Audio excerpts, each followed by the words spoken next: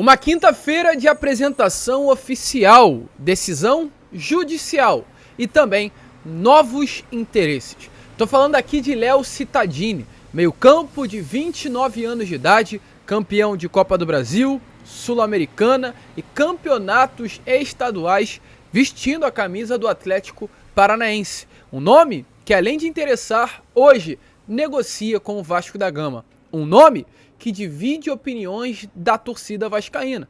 Para muitos, um bom reforço. Para outros, mais um refúgio. E a gente aqui neste Boa Noite Gigante trará às suas mãos todas as novidades, atualizações, se tratando das negociações desse meio campo. Boa Noite Gigante muito movimentado, muito agitado, que você que está aí do outro lado não pode perder.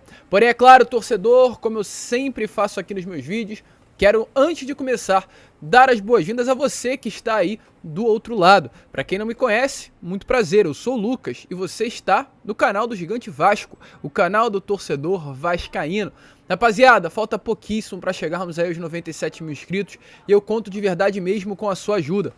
Estamos aqui todos os dias, 3 vezes ao dia. Acorda Vascão às 7, Fala Gigante às 3 e Boa Noite Gigante às 8h30, 9 horas da noite. Então sempre fique ligado nos nossos vídeos, com muita informação, muita verdade, muitas novidades, muitas atualizações, tudo sempre na palma da sua mão. Então se você vem curtindo já o nosso conteúdo, está chegando aqui pela primeira vez, se inscreva. E se você já está aqui direto, deixe o seu like, ajuda muito aí a divulgação do nosso vídeo. Não esqueça também de nos comentários mandar aí a sua opinião sobre as negociações envolvendo o Léo Cittadini. Para você, é refúgio ou reforço? Coloque a sua opinião aqui embaixo. Tranquilo, rapaziada? Mas vambora, né? Sem muita enrolação, falar logo de Vasco, gente. Eu quero começar aqui este Boa Noite Gigante muito movimentado, iniciando falando sobre o que aconteceu nessa parte da tarde de hoje no CT Moacir Barbosa, pois além da apresentação oficial do atacante de 28 anos, Serginho, o mais novo reforço do nosso Gigante da Colina, houve também uma tarde de treinamento. Novamente o elenco do Vasco foi a campo, visando a partida desse próximo domingo contra a equipe do Botafogo no estádio Newton Santos. Uma informação importante aí para essa partida. Além, é claro, de William Batista estar na beirada de campo, o técnico contará com mais 2 reforços para esse jogo. O zagueiro Manuel Capasso e o atacante Pedro Raul. Os 2 jogadores foram desfalques do Vasco da Gama na partida da última segunda-feira contra a equipe do Cuiabá. A expectativa é que no sistema defensivo, de fato, Manuel Capasso retorne à titularidade. Porém, já com relação a Pedro Raul no ataque, ainda há a dúvida, já que o William Batista, durante todo o período em que treinou as categorias de base, colocava o Ryan como titular, sendo esse falso 9. Goste de trabalhar com o jovem atacante, isso deve acabar se repetindo novamente contra o Botafogo nesse próximo domingo. E caso isso se repita, Pedro Raul iniciará a partida no banco de reservas. O Vasco deve manter a mesma trinca ofensiva, porém com a saída do Gabriel Peck, que acabou levando o terceiro cartão amarelo. Com isso, o Luco Orediano, que vem treinando inclusive muito bem, deve ganhar a vaga entre os titulares. Tranquilo, rapaziada? Então, é claro, informações aí importantes para trazer a vocês sobre a situação envolvendo essa partida de domingo contra a equipe do Botafogo. Clássico é clássico e clássico não se joga, clássico se ganha. A gente espera, né, claro, que isso aconteça com o nosso Gigante da Colina. Porém, prosseguindo, porque temos informações aqui importantes a trazer sobre o mercado da bola. 2 principalmente, sobre Rodrigo Salazar e Léo Cittadini, os 2 nomes que tivemos aí novidades nesta tarde de hoje. Sobre o Rodrigo Salazar, com a informação desse meio-campo de 23 anos, uruguaio, que é uma das grandes promessas aí do futebol do seu país. De fato, gente, nesse momento, diante de muitas procuras, como por exemplo Palmeiras, Flamengo e alguns outros clubes aqui do futebol brasileiro, quem está avançando nas negociações pela contratação do meio-campo uruguaio são apenas 2 clubes, São Paulo e Vasco da Gama. Dentre esses 2, o Vasco está na frente pela briga da contratação do atleta. 2 propostas já foram feitas. Os 2 clubes tomaram um caminho muito semelhante nas negociações. O Vasco primeiramente ofereceu uma proposta de empréstimo com opção de compra. Thiago 04 negou e o Vasco colocou uma proposta à mesa. Uma proposta por 60% dos direitos econômicos do jogador pelo valor de 16 milhões de reais. Ainda não houve uma resposta por parte do Thiago 04, mas o Vasco está muito animado com essa proposta que está nas mãos do clube alemão pela contratação do jogador.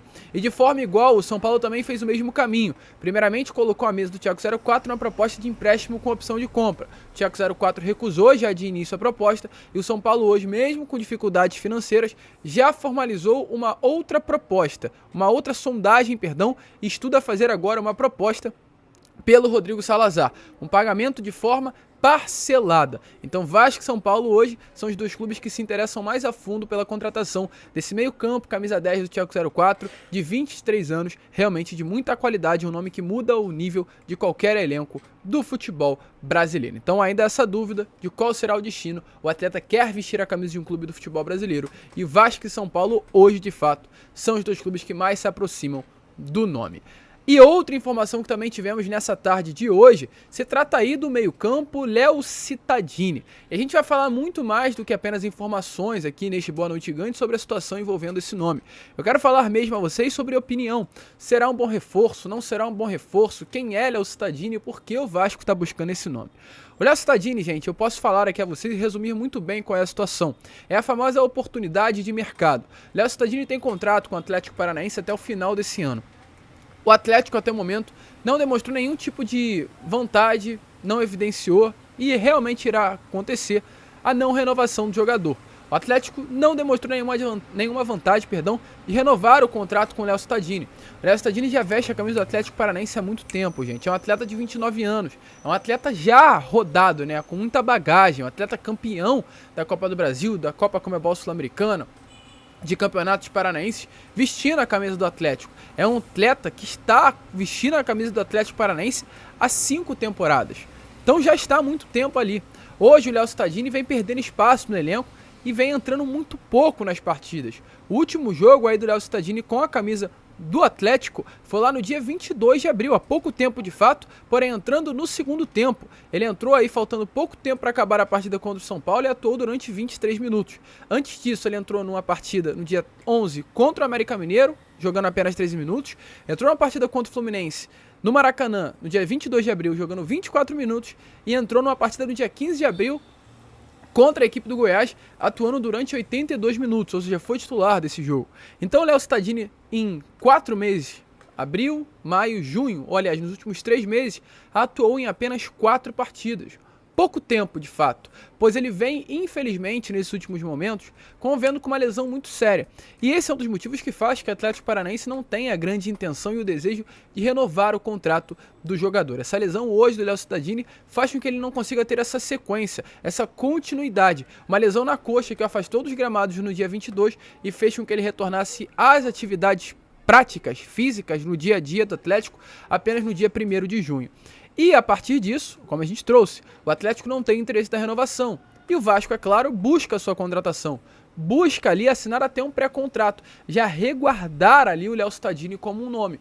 Porém, mesmo diante disso, além da assinatura de um pré-contrato, o Vasco busca também a liberação antes do final do ano. E o Atlético está disposto a fazer isso. E hoje umas imagens que saíram nas redes sociais comprovam, torcedor, que muito provavelmente mesmo o Léo Cittadini não atuará mais com a camisa do Atlético Paranaense. Irá sair do clube. Até porque a informação que tivemos é que nas conversas entre Léo Cittadini e Vasco da Gama, o atleta se mostrou muito empolgado em vestir a camisa dos Gigantes da Colina. E essas imagens foram divulgadas hoje do vestiário aí do Atlético Paranaense. O Canóbio, que é um atacante do Atlético, colocou essa imagem. Uma imagem onde parece que o Léo Cittadini está pegando autógrafos dos atletas companheiros de elenco, companheiros de Atlético Paranaense, o que tudo indica que será uma despedida. Tudo indica que de fato o Léo Cittadini não vestirá mais a camisa do Atlético a partir do dia 1º de junho. Porém, mesmo diante disso, ainda não é confirmado que ele vestirá a camisa do Vasco. Há um outro concorrente pela contratação do jogador. É, no caso, o Cruzeiro. O Cruzeiro, clube aqui também do futebol brasileiro, uma outra SAF, também busca a contratação do Léo Cittadini. Porém, diferente do Vasco, em que as conversas andam muito positivamente, a situação do Cruzeiro é bem diferente, é bem ao contrário do favorecimento para o Gigante da Colina. Pois o que acontece hoje no sistema ofensivo do Atlético, o Atlético Paranaense conta com o Vitor Roque, que é um cria das categorias de base lá do Cruzeiro. E hoje o relacionamento entre a diretoria do Atlético e a diretoria do Cruzeiro não é um relacionamento bom. Exatamente por esse motivo, as negociações devem vir a ser dificultadas para o Clube Mineiro, visando essas negociações pelo Léo Cittadini. A expectativa é que o Atlético Paranaense faça jogo duro para negociar com o Cruzeiro, porque tem esse problema aí de relacionamento envolvendo as negociações pelo Vitor Roque. Então tudo indica sim que o caminho do Léo Cittadini venha a ser o Vasco da Gama. E agora a gente parte para um outro assunto envolvendo esta negociação, que é sobre a opinião. Fui buscar, é claro, informações sobre a situação do Léo Cittadini. Vi muita gente falando que o Léo Cittadini é um jogador campeão, um jogador vencedor. E vou ser sincero, não sei se o Léo Cittadini sinceramente é esse nome comparado ao Maicon, por exemplo, o jogador que chegou ontem, né? Que é um jogador vencedor, um jogador com bagagem por futebol europeu. O Léo Cittadini não é esse nome, na minha opinião. O Léo Cittadini é um jogador que vem convivendo com lesões, é um jogador hoje de 29 anos de idade, um atleta que, com todo respeito ao Atlético Paranaense, não vestiu ainda a camisa de um grande clube, um clube gigante do futebol brasileiro, apenas o Santos, mas não era esse jogador, esse pilar no sistema de meio campo do Santos na época. No Atlético acabou sendo durante determinado momento, mas não sei se é a mesma pressão do Atlético, uma pressão no Vasco da Gama.